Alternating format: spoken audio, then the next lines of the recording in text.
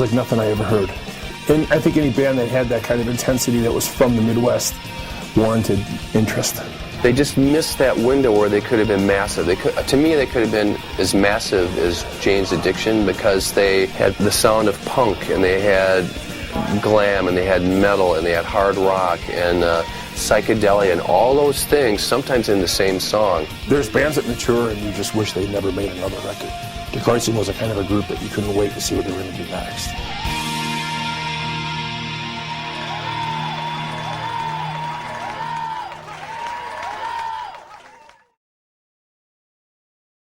The name Kreuzen came about, we were calling ourselves the Stellas for the longest time. Brian, Agnes, and I had moved from Rockford to Milwaukee simply because you only had to be 18 to play in the bars here.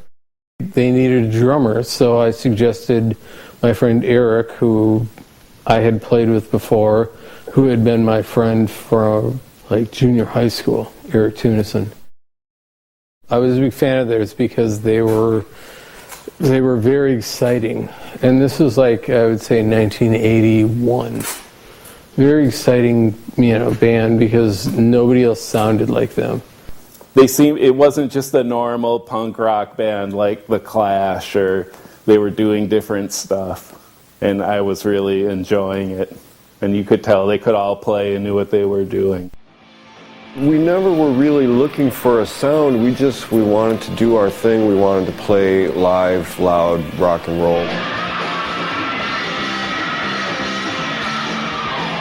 They decided that, Brian Hill, Beezer, wasn't working out, so they asked me to play, and I was kind of a no-brainer. I was like, oh yeah, I'll do that. When we changed and got Keith on bass, we kind of started to go in a new direction, and we figured that there was a name change headed this way. So we turned from the Stellas to Kreuzen. And this was a name that our roommate at the time, Diane Strand, had found somewhere. It seemed to suit us. It didn't really mean too much of anything, but it meant enough. We gleaned that from friends that it more or less meant the crossing from one side to the other, and we thought that was very cool. When I look back on it, what stands out to me is, wow, did all this stuff happen to us? Because we started out, and we were just kids playing at the Starship. Well, it's great seeing a loud band in a little bar, and Kenny Baldwin's Starship was one of the best bars to see loud punk rock music in. Mid-1980s, I started working at a bar called Cafe Voltaire, which was pretty much an alternative rock club. Kreuzen was a reasonable and regular fixture there. At that age, people like that I worshipped. There was no getting to them or toward them, or there were people who were fearless in that regard. I just felt honored to be in the room. The fact that I got to see the show, that was the ultimate compliment.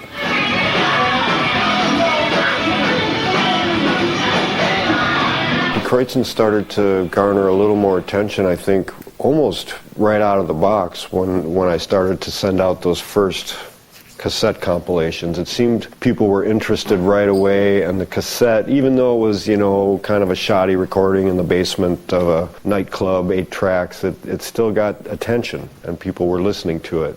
So, we had our first record, and then after that we just decided, well, we don't feel like doing the same thing 1,000 times. We're going to do different things. I think Century Days was the first album that we worked on together, and we recorded that at a studio in Waukesha, Breezeway. I thought that they really grew as songwriters. We got fairly ambitious with a lot of material. There were horns on some songs. We did a lot of overdubs. It was a funky studio, but it was a great experience working with him. Kreuzen was courted by many labels. One in particular was Epic Records. There is a guy that I still talk to on Facebook named Michael Alago, and Michael Alago had signed Metallica. He had an issue of the CMJ report, College Music Journal report, and there was a review of Kreuzen's Oktoberfile album. And the last line of the review was, this band could be the next Metallica. And of course, that caught Michael Alago's attention immediately, and we met Michael, and over the course of a year or two, we played a lot in New York, and he came to all our shows and took us out to dinner and took us up to the office, and finally somebody's like, Mike, what's up, dude? Are you going to sign us, or what's happening here? And that's when he came forth with, you know, I don't think the world is quite ready for you guys. He decided that Die Kreuzen was a little bit too much ahead of their time. You know, I think a lot of bands' success is due partially to their songs, but a lot of it is timing, like when you come out with something and how public opinion and what is currently doing well on the radio or college radio, whatever. It really, sometimes you have to be in the right spot at the right time, and I think they just somehow missed that window from being a massively huge band. I mean, they had great songs. Michael found himself a chair at Atlantic Records with 5 bands that he could sign. And of course, he called us up and wanted to sign Die Kreuzen, but by that point it had been a little bit too late. We had already pretty much called it quits. We had a disagreement with the guitar player, and he decided that he didn't want to do it anymore. And I was just like, oh yeah, well, that's fine, you know? I didn't have a problem with it, because it really seemed like, well, yeah, okay, this is probably about as far as we can take this. Another Yukon.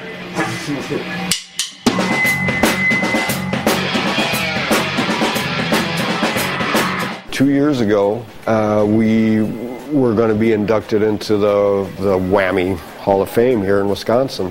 I really was very, like, honored and very, I don't know, I felt really good about that, because I thought, wow, that really makes me seem like, you know, okay, maybe people really do know what, you know, that we actually did do something. Die Kreuzen really wanted to play, at least Keith and Eric and I did. Brian didn't want to. I reminded Keith and Eric that, in fact, there was a 5th Die Kreuzen, so to speak, and that would be Jay Tiller. After a little bit of thinking and hemming and hawing, Keith and Eric were like, yeah, you know what? It would be fun. Let's do it. So it was that simple. Being asked to do this, and with some trepidation, yeah, okay. But then thinking, well, some people never saw this band. Their big brothers or their dads or moms saw the band, and now they get to actually see the band, which is great. It's really fun to have Die Kreuzen back. As a fan, I selfishly hope that they go in the studio and record, to be honest with you. But if they don't, I'll be happy just with seeing them in there. One of the best things about being in Die Kreuzen was getting the brothers that I never had, Keith and Eric and Brian too, and Jay, and I feel very lucky and privileged to have them in my life. And the thing about Die Kreuzen that I will probably cherish is the fact that we did it our way, and we never compromised ourselves for anybody or anything. We always did what we wanted to do, how we wanted to do it, and that always worked.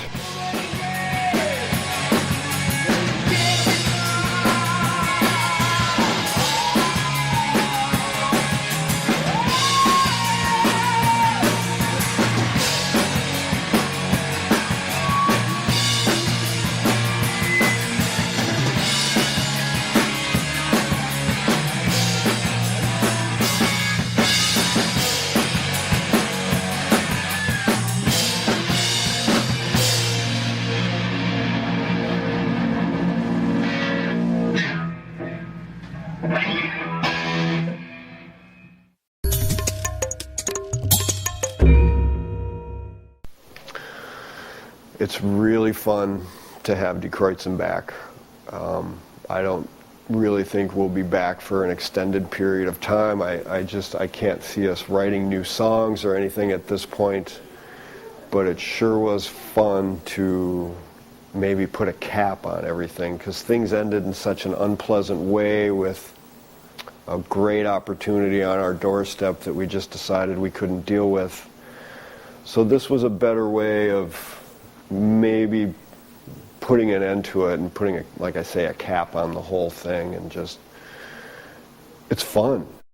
Check one. 1, 2, jazz. So sweet.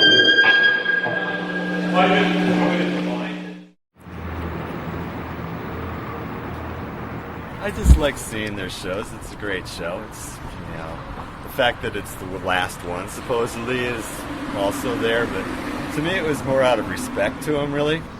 You know, I like their music, but it was more just a nod to what they'd achieved. This was going to be sort of their, like, send-off, and so everyone should show up as a way of saying goodbye, and we credit you for having achieved something in the world of rock and roll. They have a lot of conviction. They mean it. And they're not, you know, there's nothing, like, pretentious, and they're not trying to be rock stars. They're the opposite. You know, they're really very humble. And so it's a cool experience just to see, you know, somebody really loves something like that.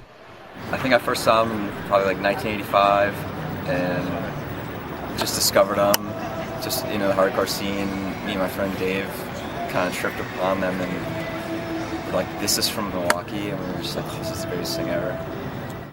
Well, I heard of Kreuzen from American Hardcore, the documentary and the book, and I heard that they had an impact, and I listened to their first EP, Cows and Beer, and I really liked it. When you're listening to a band that was around 20 years ago, you're not expecting to see them in your town, let alone ever. So I think it's a really unique experience. Redeeming, I suppose. Yeah, sure. I really worship the guys. I'm just such a fan. It's one of the bands in the city of Milwaukee that I am absolutely the most proud of. It really is. And to see them, see everyone age reasonably and age really well and get back together and play so brilliantly. Tonight is a really, really special night. A little nervous, as I always am, but usually a song or two into it, that goes away and I start having fun. It's special, it's a little bittersweet, I suppose, because it could very well and possibly will be the last Kreuzen gig in Milwaukee. So, gonna have fun though. Not gonna let that stop me.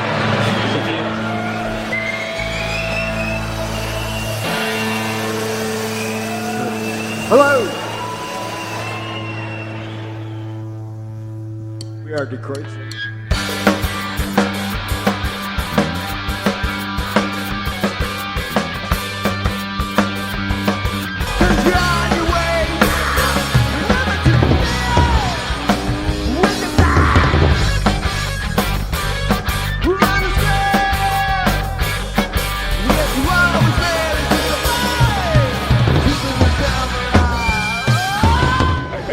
I know I'm using like really obvious terms of, you know, to describe feelings, but it's really that simple. It's really that base. It's just, this is really one of those great nights where, you know, 30 years ago, and there's, you know, 30 years ago, 1982, you think about that they started out. This is, to see them on stage tonight is just going to be,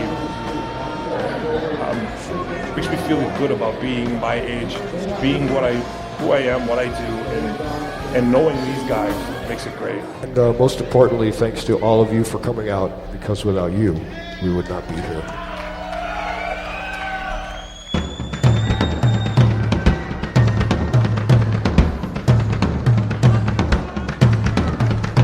It was great seeing them again. It sounded awesome.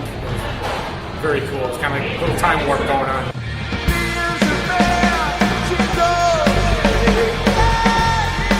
It's always such a treat to see the Kreuzen. They are and were such a big influence on so many people in the city. It was such a great thing to watch them to get together and listen to those songs again.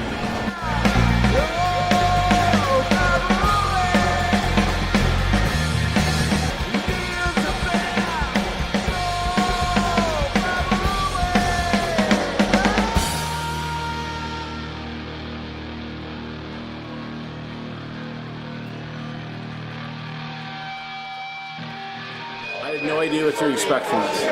I had no idea whether there were going to be 20 people here or 200 people here, and the amount of people that were here was just staggering. It was really good. So it was very nice. I was a little bit on the ragged edge, you know, rehearsals. I was rehearsing by myself in Amsterdam at a rehearsal studio, listening to the songs, playing along. But, you know, Part of it is let's go for it and try really hard and make sure that it comes out well. And then the set's starting to come to a close, and it's like, man, I better remember this. Don't know when it's going to happen again. It's a monumental effort and task to do this kind of a thing, and we all have lives that are separate from music, and it just takes so much to do it. We love playing together, and I'm not going to say never because it's not never. There's always a possibility of doing it, you know. Oh, it was a wonderful cap, as we talked about before. I mean, De Kreuzen didn't have an obituary of sorts, I guess, and if this is the last line on the page, then it was awesome. It was great, and that's, I'm glad we did it. Thank you so much, you guys. That was fun. It's great to do it one more time. Cool.